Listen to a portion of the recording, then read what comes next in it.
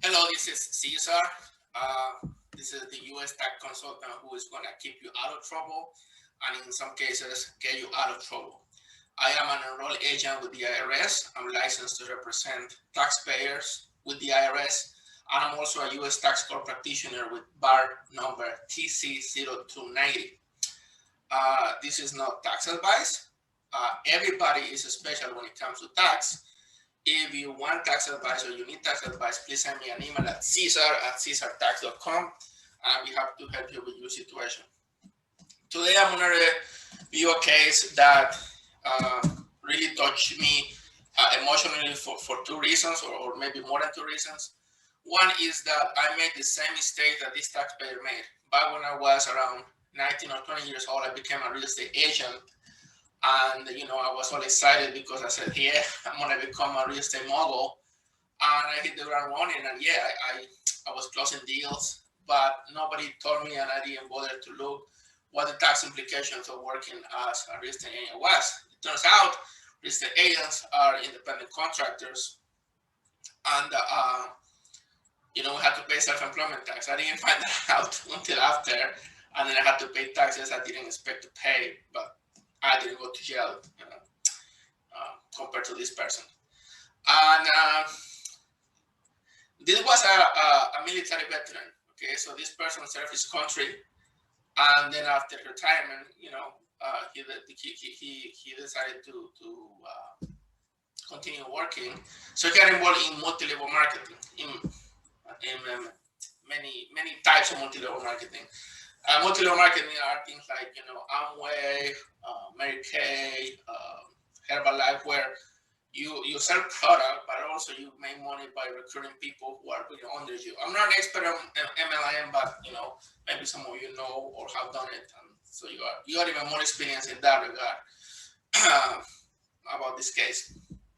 But the point is that when you receive multi-level marketing income, that has to be reported to the IRS. Now, when you start, I know that you probably have more expenses than revenue.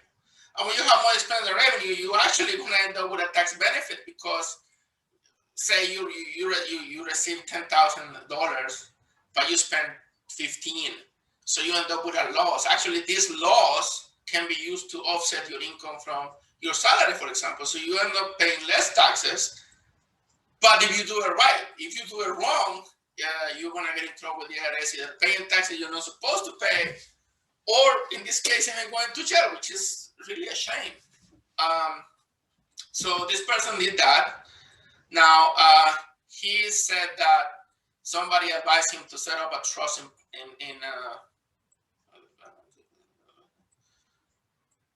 somebody in Panama. Somebody in Panama told him to set up a trust. Look, I don't know who these guys are, but this person had no business opening a foreign entity. Now, I have clients who have entities in tax havens or not tax havens, and they have a legitimate reasons to do it. They are not committing any crime, but there are costs associated with opening an entity in a foreign jurisdiction. Plus, you may not need to. If you are doing business in the States, all you may need is to open an LLC in a state like Delaware, Wyoming, Texas, Florida, one of these states, and that's all you need because it will provide you the benefit, and then you don't have to deal with filings of forms 3520, 3520A, and who knows what else. So I would not have advised this person to open a trust and release. Okay. Plus, he never funded it, so it was basically useless. He didn't know how to do it. So, anyways, all right. So now, this person, maybe in an effort to save money, use tax software. I have nothing against tax software. I have friends who use tax software. I myself have used tax software. But note this: using tax software does not absolve you of your tax obligation. You cannot go and say, oh, I used TurboTax, OLT, TaxSlayer, or whatever, and therefore, I did what I'm supposed to do. Like, no. It's your responsibility to know the tax laws. If the tax software has a question, and you answer the question wrong, or maybe you answer the question right, but the tax return is incorrect, the tax offer is not responsible. You are responsible. As a matter of fact, the former Secretary of State, Tim Geithner, the Secretary of the Treasury, Tim Geithner, made a mistake filing his taxes in TurboTax. Okay, now the Secretary of State reports only to the President, so he's second in line in the government as far as taxes go. The Commissioner of the IRS reports to the Secretary of the Treasury. So you're telling me that the second person in command in the United States cannot figure out how to file his taxes correctly in TurboTax, and you can? I mean, listen, you probably, if you have a simple tax situation, if you know a little bit about tax, if you understand the form, you understand the software, you might be able to. But if you don't, if you're wondering how to answer one question, how to fill a form, please get some help. You don't have to get my help, although that's what I would like, but get somebody's help. Okay, so for your own benefit, if you are not sure, get somebody to at least review your tax return.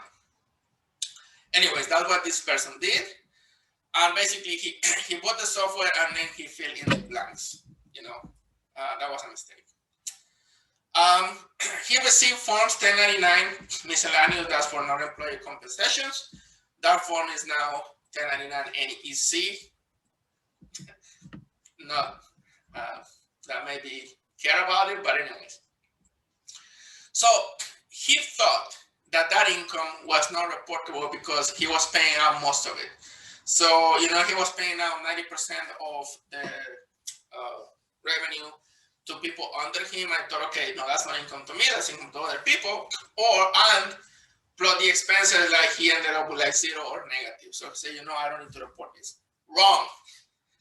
He was supposed to fill out a Schedule C with gross revenue and then deduct expenses. I'm going to pause the video for now because I want to keep them short. So there's going to be a second of that, and then you can continue